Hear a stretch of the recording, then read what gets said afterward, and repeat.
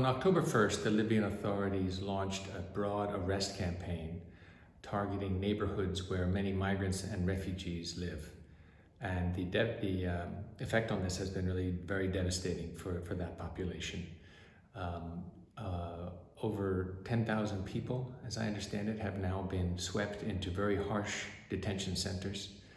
At least 6 people have been killed, and the people who are in detention centers are not being fed adequately. They don't have access to food and water, or even to toilet facilities.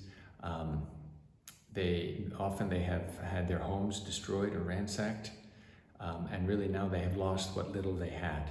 And the concern for us is that many of them will have nothing left to lose and will now seek to take to the sea and hazard the very dangerous crossing to Europe, where they very likely could die.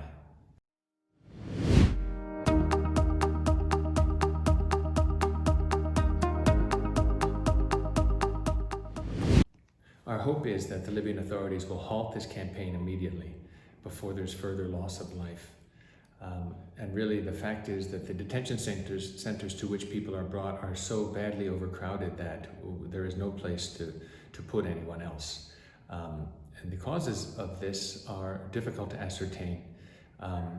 Many migrants and refugees in Libya don't have adequate documentation. They have fled situations of conflict. They often don't have passports, or they have lost their documentation in their journey to Libya, or they have had them taken from them by traffickers or smugglers.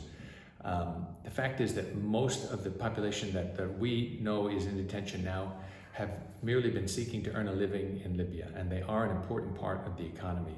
Many of the retail shops hire this population, members of this population, to work in their shops. They work in construction. And so they're very much part of the economic life of the busy downtown of Libya. And if you go to Tripoli, you can see many non-Libyans who are at work and going about their daily lives.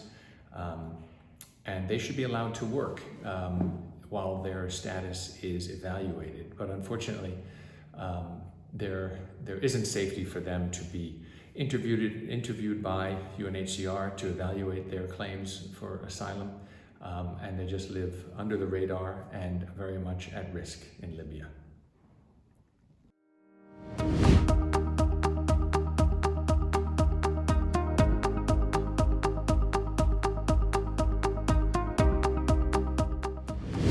This crisis is manageable, but it can't be left to Libya alone to deal with it.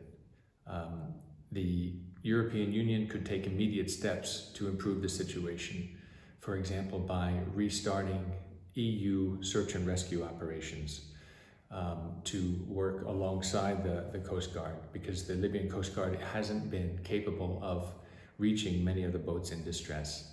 Yesterday evening, our teams responded to a disembarkation of 94 survivors of an attempt to cross the sea from Western Libya. And tragically, they also brought back 15 bodies of people who died in the attempt.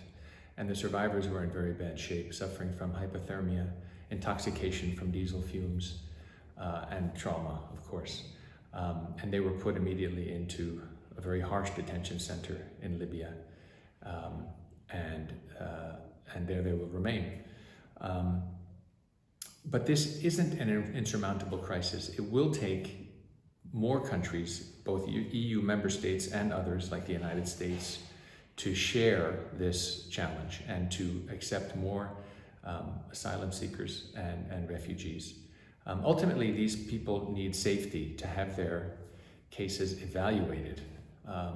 And while they are going through that process, we also hope the Libyan authorities will allow them to work at peace in Libya, and to be given some ability to provide for their families while their situation is being evaluated.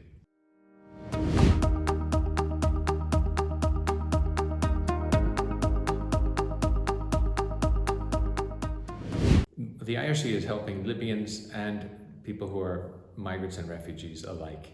our main interventions have been to support the Libyan Ministry of Health to expand and improve public health access and services. We have mobile teams also that go out into the migrant communities and inform the people that live there about the services that are available, not only in health but in other areas as well. And our work also extends into peace building and governance work with municipalities in Western Libya.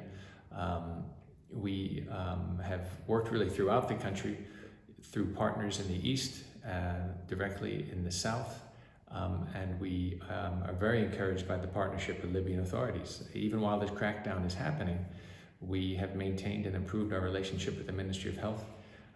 We rely on each other. Our programs have been very successful, and they are still needed, and we will continue to consolidate the gains we've made in terms of improving public health in Libya.